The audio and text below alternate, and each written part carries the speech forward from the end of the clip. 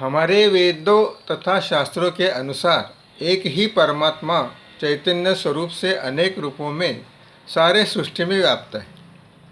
अनेक रूपों से विभिन्न होते हुए भी वो परमात्मा एकत्व का अनुभव कराता है तथा सारे प्राणी मात्र तथा सृष्टि की रचना करता है। इस परमात्मा के चैतन्य शक्ति के कार्य को समझना मुश्किल ही नहीं बल्कि नामुमकिन है।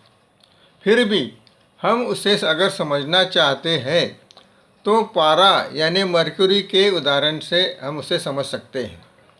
पारा एक तरल द्रव्य तथा लिक्विड मेटल है। उसका मुख्य गुणधर्म है चंचलता तथा प्रसरण पाना, जो कि चैतन्य से बिल्कुल मेल खाता है। पारा अगर किसी ऊंचाई से जमीन या फर्श पर डाले तो उसके छोटे छोटे गोलाकार पार्टिकल हो जाते हैं, जिन्हें अगर आप जमा करना चाहेंगे तो वो हाथ में न आते हुए खिसक कर और उसके छोटे छोटे पार्टिकल विभाजित हो जाते हैं। लेकिन इस पारे की एक विशेषता है कि अगर किसी युक्ति से इन छोटे छोटे पार्टिकल जमा करके लेते हैं तो फिर से वह एक संग पारा हो जाता है।